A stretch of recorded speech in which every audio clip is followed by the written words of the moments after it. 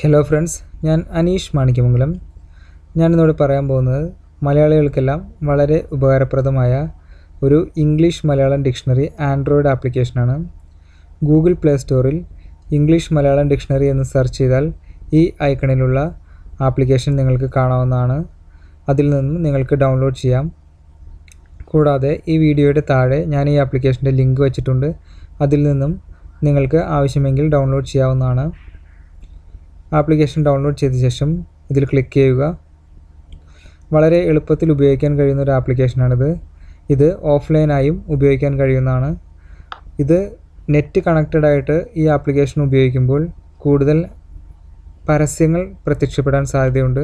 അതുകൊണ്ട് ഇത് ഓഫ്ലൈനായിട്ട് ഉപയോഗിക്കുന്നതായിരിക്കും കൂടുതൽ നല്ലത്. നിങ്ങൾക്ക് ഏത് വാക്കിൻ്റെ അർത്ഥമാണോ അറിയേണ്ടത് അത് ഈ സെർച്ച് ബാറിൽ ടൈപ്പ് ചെയ്ത് കൊടുക്കുക. നിങ്ങൾ ടൈപ്പ് ചെയ്ത് തുടങ്ങുമ്പോൾ തന്നെ അതുമായി ബന്ധപ്പെട്ട മറ്റു വാക്കുകൾ ഇവിടെ നിങ്ങൾക്ക് കാണാൻ കഴിയും. അതിൽ നിന്നും നിങ്ങൾക്ക് തിരഞ്ഞെടുക്കാം.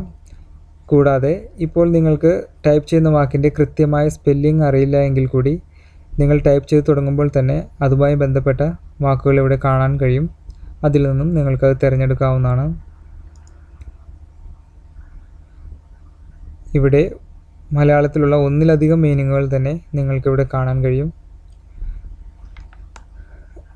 കൂടാതെ ഈ ഐക്കണിൽ ഒന്ന് ക്ലിക്ക് ചെയ്താൽ നിങ്ങൾക്കിവിടെ മറ്റു ചില ഓപ്ഷൻസ് കൂടി കാണാൻ കഴിയും.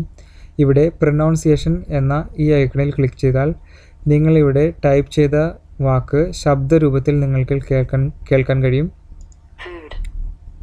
ഇതുപോലെ നമുക്ക് മറ്റൊരു വാക്ക് ടൈപ്പ് ചെയ്ത് നോക്കാം.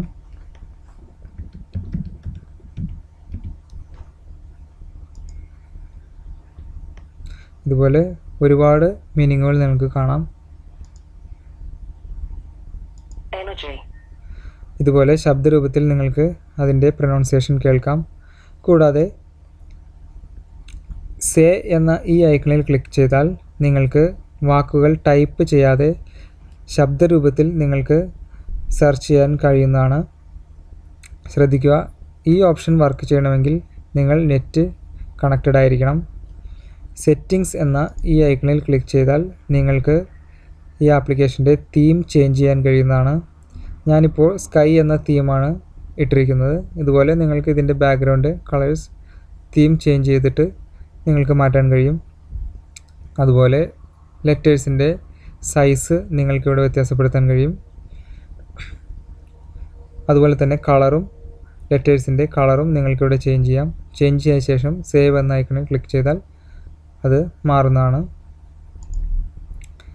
ഇത് തീർച്ചയായും നിങ്ങൾക്ക് ഉപകാരപ്പെടുമെന്ന് വിശ്വസിക്കുന്നു. ഞാൻ Aneesh Manikyamangalam. Thanks for watching.